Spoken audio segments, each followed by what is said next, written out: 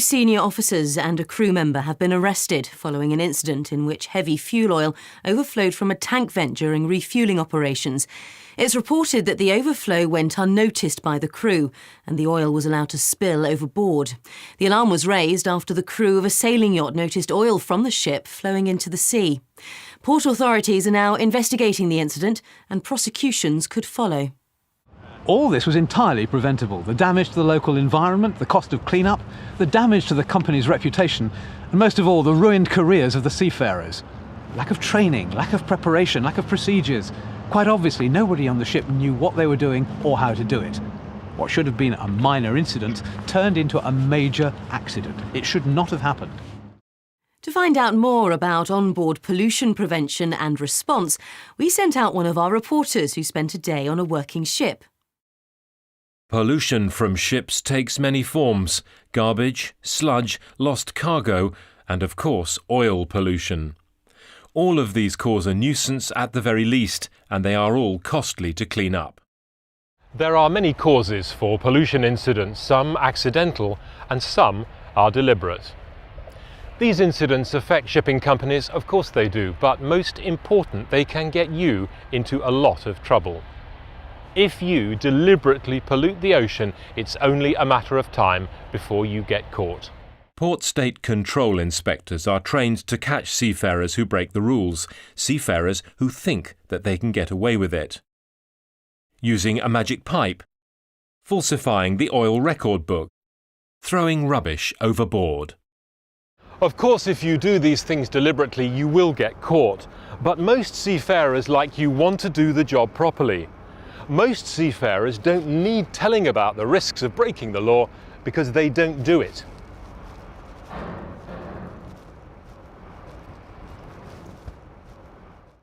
What you do need to know is that most oil pollution incidents are the result of poor maintenance or an accident, and frequently a combination of both.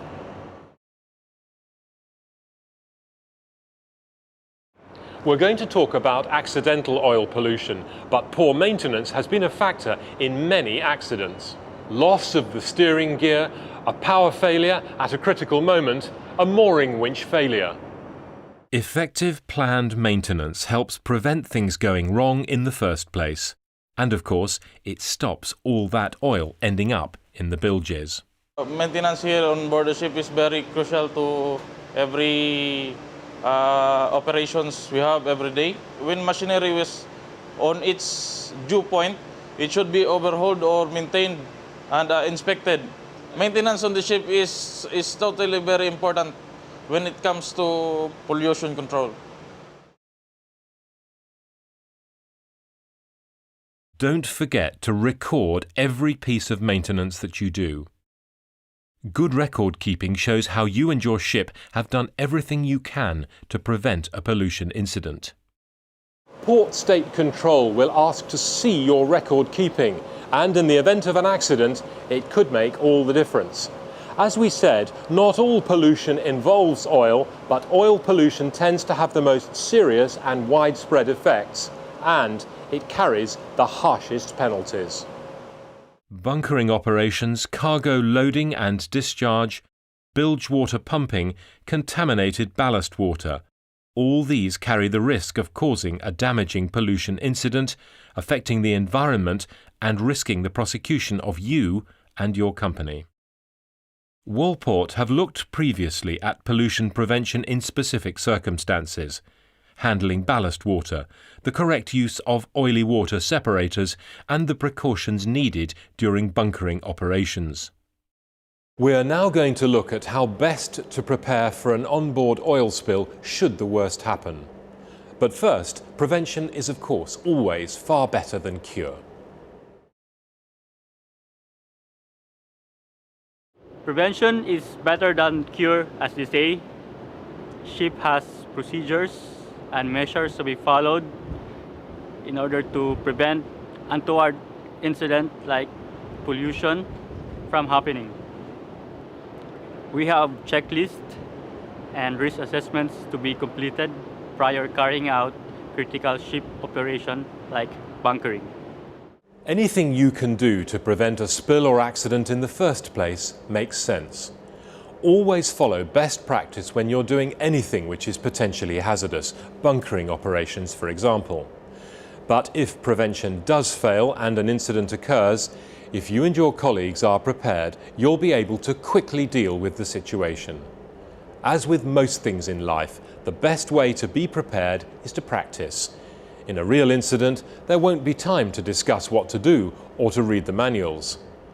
If you and your colleagues have prepared, you'll be in a better position to prevent a serious incident.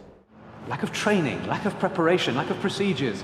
Quite obviously, nobody on the ship knew what they were doing or how to do it. It should not have happened.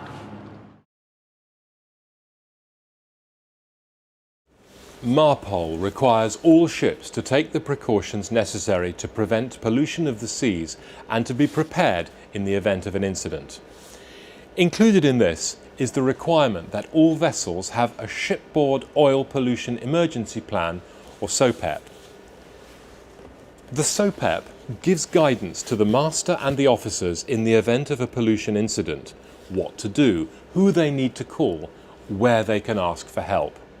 Its primary goal is to prevent pollution in the first place, but also to offer advice to minimize the effects of a spill should the precautions fail. There will also be advice in your vessel's safety management system regarding pollution prevention. The critical thing is that the rules and the plans are worthless unless they have been read and understood and the procedures practiced and drilled. Practicing what will happen in the event of an incident is vital. In an emergency, everyone needs to know their role and what they are expected to do. If a spill happens, it is often what happens in the first few minutes that makes the difference between a minor incident and a major accident. Drills are very important because it enables the crew to respond at any time to hazards, accidents, and emergency situations like oil pollution. It prepares the ship staffs for critical situations. We carried out drills seriously. We conduct drills as though there are real emergency scenario. We do it regularly every 3 months. Drills are to be carried out in a safe manner in all respects.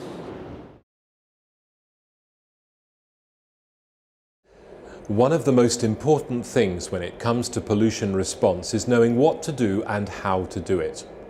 The drill needs to be well planned by the master or the officer in charge.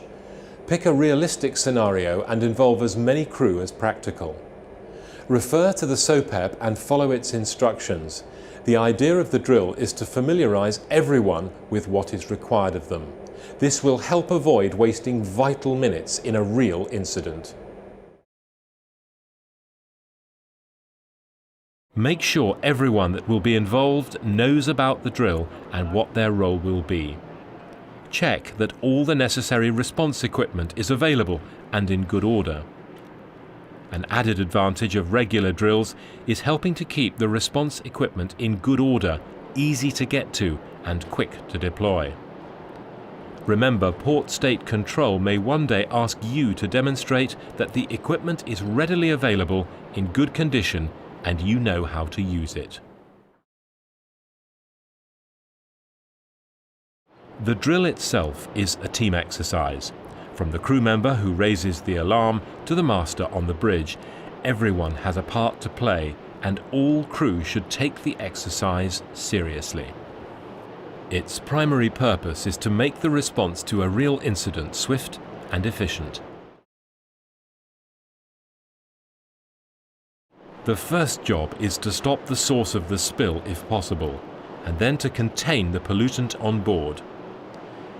The exact methods used will vary according to the scenario of the drill.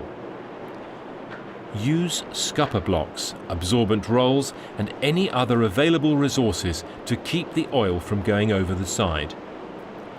Suitable pumps can be used to move oil from one tank to another to prevent further overflow if this is the problem, but only under the direction of the officer in charge. Good communications are essential, and these should be practiced as though there were a real emergency. The master has overall responsibility. The deck officer in charge of the incident needs to keep the master informed of what is going on. The master needs to keep appropriate shore personnel informed, and the crew will need guidance and advice on the exact procedures to follow. Any absorbent materials used to soak up the oil must be stored safely on board.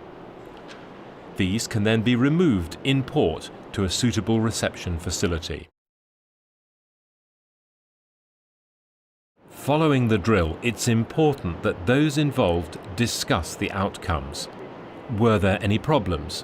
What did we do well? Where could we improve? Everyone should learn from the drill, building on their existing knowledge and experience. And finally, make sure that the drill is recorded in the logbook. It is also important that the officers practice their reporting obligations. These will vary depending on the nature of the incident. Details will be given in the SOPEP of who to contact ashore and what information they will require. Remember, spill response is a teamwork exercise. Only by working together, by communicating, by taking part in realistic drills and exercises will you be prepared for the worst. And if the worst does happen, your preparations will help keep you out of the news. Lack of training, lack of preparation, lack of procedures. Quite obviously, nobody on the ship knew what they were doing or how to do it. It should not have happened.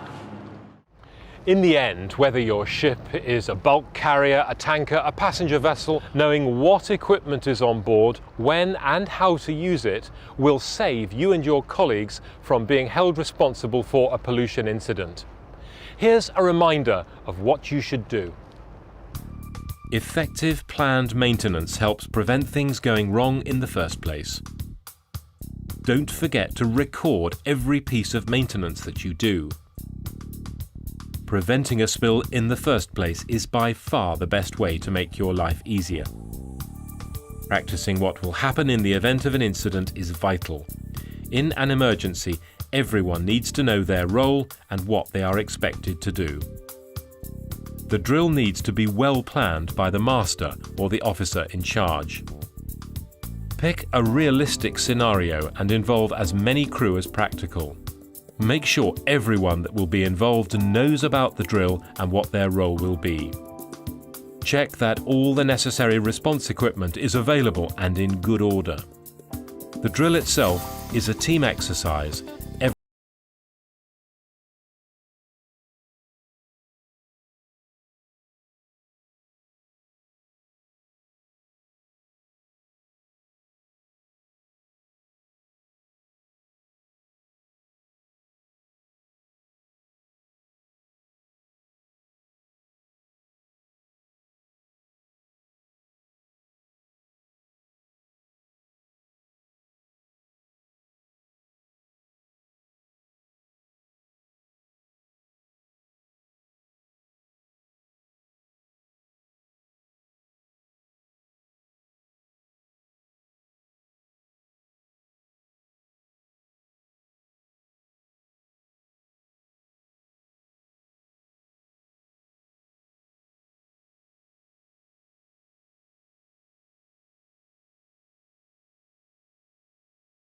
Two senior officers and a crew member have been commended following an incident in which heavy fuel oil nearly overflowed from a tank vent into the sea while the ship was bunkering.